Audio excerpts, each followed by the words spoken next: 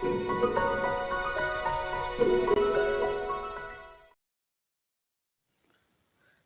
To applied physics channel. आज की इस वीडियो में हम एक नया चैप्टर स्टार्ट कर रहे हैं। उसका नाम है ऊष्मा एवं ऊष्मागतिकी, यानी कि हीट एंड थर्मोडायनामिक्स। तो हीट क्या है और थर्मोडायनामिक्स उसका टॉपिक क्या है, उसके बारे में समझेंगे। तो आज बेसिक से शुरुआत से इसको समझते हैं। तो देखो, पहले पॉइंट में हमने लिया है, चैप्टर का नाम ही है ऊष्मा एवं ऊष्मागतिकी, हीट एंड थर्मोडायनामिक्स। तो इन सब के मतलब क्या है ये भी समझेंगे, साथ ही टॉपिक और क्या समझेंगे, ऊष्मा संचरण की विधियां। इसका मतलब क्या है, methods of transmission of heat, यानी हीट एक जगह से दूसरी जगह किस तरह से ट्रांसफर होकर जाती है। तो उसमें तीन विधियां के बारे में पढ़ेंगे। चालन विधि के बारे में, जिसे कंडक्शन कहेंगे, संवहन विधि के बारे में, कन्वेक्शन कहेंगे, और विकिरण रेडिएशन के द्वारा। यानी तीन प्रकार से ऊष्मा एक जगह से, हीट एक जगह से दूसरी जगह ट्रांसफर हो सकती है। तो अब देखो, समझते हैं कि हीट क्या है। हम समझ लेते हैं कि ऊष्मा क्या है, यानी कि हीट क्या है। दूसरा, हम बात करें कि टेम्परेचर भी क्या होता है, ताप क्या होता है। तो देखो, ऊष्मा को एक प्रकार से एनर्जी माना जाता है, ऊर्जा माना जाता है। और ताप हमें क्या बताती है कि कोई वस्तु, कोई भी ऑब्जेक्ट यानी बॉडी कितनी गर्म है और कितनी ठंडी है, इस चीज का हमें आभास बताती है। यदि कोई वस्तु गर्म है, इसका मतलब उसका टेम्परेचर ज़्यादा है। कोई वस्तु कम ठंडी है, तो इसका मतलब उसका टेम्परेचर कम है। यहाँ टेम्परेचर ज़्यादा होगा, अधिक होगा, और यहाँ पर टेम्परेचर कम होगा। तो ये हमें जो टेम्परेचर ये बताता है, उसको छूने से, आवाज़ करने से हमें पता चलता है कि कौन सी वस्तु गर्म है, कौन सी ठंडी है। अब ऊष्मा क्या है? ऊष्मा एक प्रकार की एनर्जी है जो हीट क्या करती है, अवस्था परिवर्तन करती है, अवस्था में परिवर्तन कर देती है, मतलब उसकी स्टेट को चेंज कर देती है। जैसे आप पानी को गर्म करें, पानी को हम हीट करते हैं तो हमारा पानी वाष्प में बदलने लगता है, यानी वो धीरे धीरे उबलने के बाद गैस अवस्था में आने लगता है। लेकिन पानी को यदि ठंडा किया जाए तो पानी बर्फ बन जाता है। इसका मतलब ये बर्फ ठोस है, पानी आपका लिक्विड यानी द्रव है, सॉलिड था ये लिक्विड हो गया, और ये हमारा गैस अवस्था में बदल गया। तो ये अवस्था परिवर्तन करती है हमारी क्या, हीट। और हीट एक प्रकार की एनर्जी है। तो हमने इन दोनों में अंतर भी समझ लिया। अब देखो, आगे समझते हैं कि धीरे धीरे आगे क्या क्या टॉपिक है हमारे पास। तो अब समझेंगे कि ऊष्मा को समझा, ऊष्मा गतिकी, यानी कि हीट क्या करेगी, एक जगह से दूसरी जगह गति करेगी। तो हमने बताया है कि ऊष्मा गतिकी, ऊष्मा का जो संचरण है, ऊष्मा संचरण का मतलब होता है ट्रांसमिशन, एक जगह से दूसरी जगह जाना।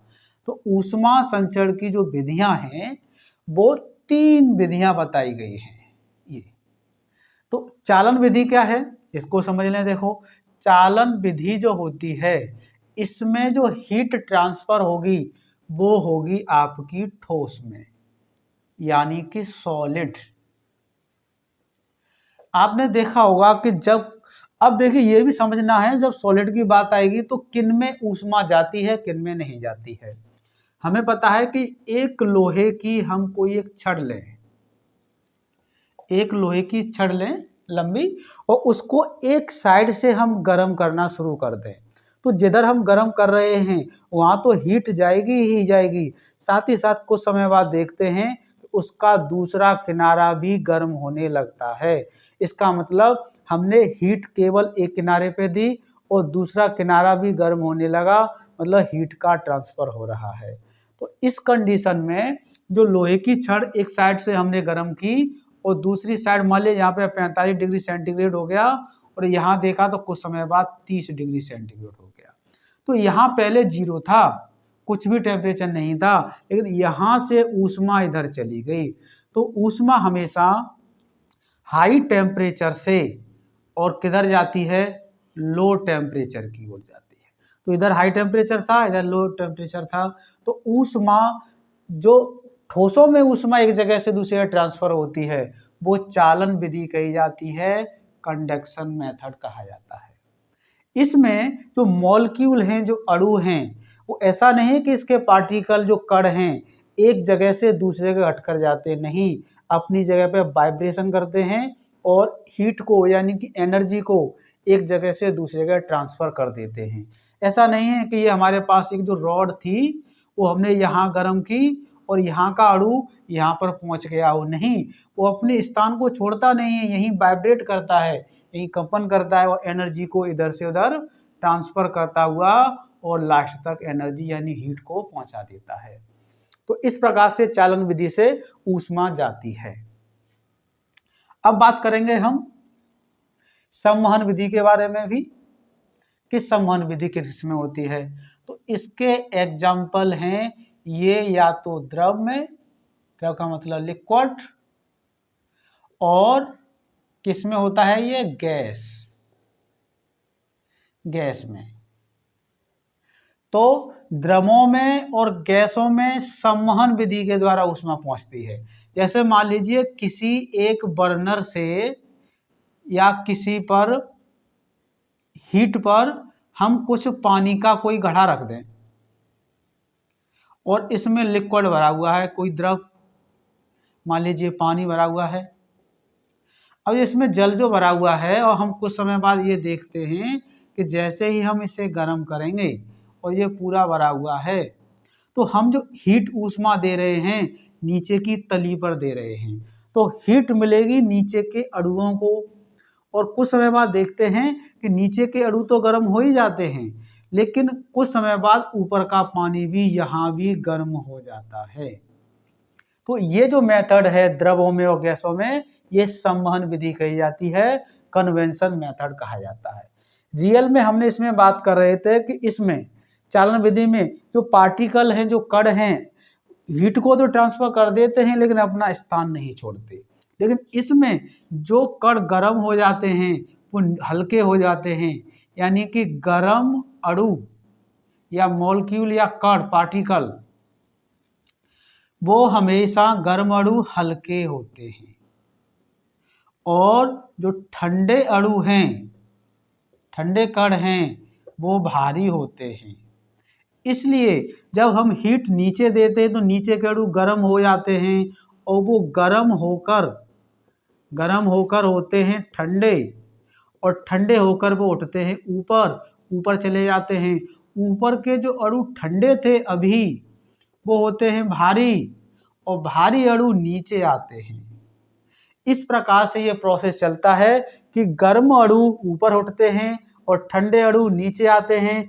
ठंडे अणु जैसे नीचे आएंगे, नीचे से हीट मिलेगी, फिर से वो गर्म हो गए, फिर ऊपर जाएंगे। इस प्रकार से ऊपर नीचे अणु जाते रहते हैं। तभी हम कुछ समय बाद देखते हैं कि पानी के अणुओं के पास इतनी एनर्जी आ जाती है कि वो बहुत तेजी के साथ ऊपर नीचे जाने लगते हैं। उसी को कहते हैं कि पानी खौल रहा है, यानी पानी उबलने लगा है। तो इस विधि से जिस विधि से हमारा जो हीट ट्रांसफर हो रही है नीचे से ऊपर, उसी को कहते हैं संवहन मेथड, कन्वेंशन मेथड। तो हम ये पढ़ रहे हैं कि ऊष्मा एक जगह से दूसरे ट्रांसफर होती कैसे है। चालन विधि पढ़ा हमने, संवहन विधि पढ़ा, अब पढ़ेंगे रेडिएशन मेथड को, यानी कि विकिरण विधि को। देखो इसमें क्या है, इसका एग्जाम्पल है वैद्युत चुंबकीय तरंगें। ये क्या होती हैं, इलेक्ट्रोमैग्नेटिक वेव। इसमें हमारा जो प्रकाश है, प्रकाश या लाइट, ये भी हमारा क्या है, वैद्युत चुंबकीय तरंग है। दूसरा क्या है, आपका एक्स किरणें, एक्स रे, ये भी हमारा विद्युत चुम्बकीय तरंग यानी इलेक्ट्रोमैग्नेटिक वेव है। तीसरा हम बात करें गामा किरणों की, तो गामा किरणें भी एक्स किरणें कही जाती हैं। तो इस प्रकार से हमने प्रकाश हो, गामा किरणें हैं, आपकी एक्स किरणें हैं, इसके अलावा अल्फा बीटा गामा किरणें जो भी होती है। इसके बाद की जाए कि पराबैंगनी किरणें, पराबैंगनी किरणें, इसको हम कहते हैं ultraviolet wave, ultraviolet wave, पराबैंगनी किरणें। और भी होती हैं, अवरक्त किरणें भी होती हैं, अवरक्त किरणें।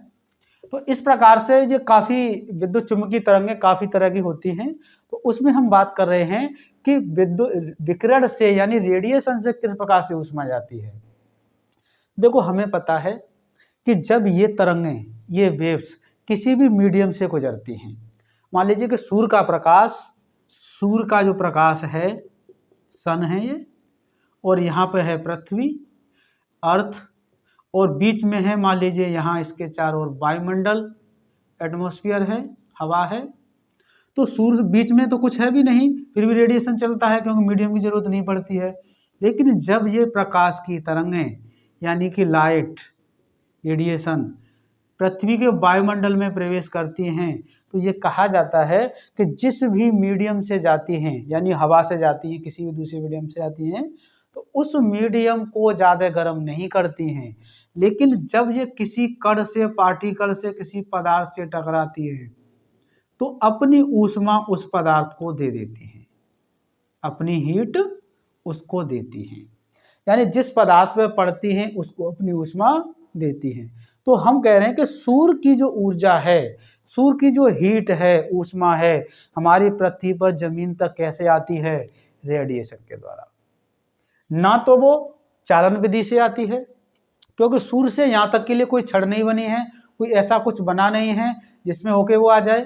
दूसरा, द्रव के लिए भी मीडियम की एक प्रकार से जरूरत पड़ रही है, क्योंकि द्रव पानी शुरू से लेकर पृथ्वी तक पानी तो होगा नहीं, गैसें भी नहीं है, क्योंकि ऊपर जाकर तो हवा भी नहीं है 10,000 किलोमीटर ऊंचा जाकर। इसलिए विकिरण जो है, विकिरण विधि से सूर्य से ऊष्मा पृथ्वी तक आती है। कोई भी इनमें से कोई भी रेडिएशन हो, कोई भी तरंगें हों, जब इस तरह से ये आगे बढ़ती हैं तो अपने साथ एक हीट, एक ऊष्मा ले जाती हैं, और जिस वस्तु पर ये टकराती हैं वहीं पर उसको अपनी ऊष्मा यानी हीट दे देती हैं। तो ये भी हीट को ट्रांसफर करने का एक तरीका है। तो आज हमने पढ़ा है कि हीट को किस प्रकार से ट्रांसफर किया जाता है। 3 मेथड पढ़े आपने, चालन विधि, दूसरा है संवहन विधि, तीसरा है विकिरण विधि। तो आज हमने इस चैप्टर से बेसिक को समझा है, और आगे आने वाली वीडियो में बहुत इंपॉर्टेंट टॉपिक इसमें से पढ़ने वाले हैं। तो आज इसकी इतनी वीडियो में हम इतना ही रखेंगे। थैंक यू, धन्यवाद।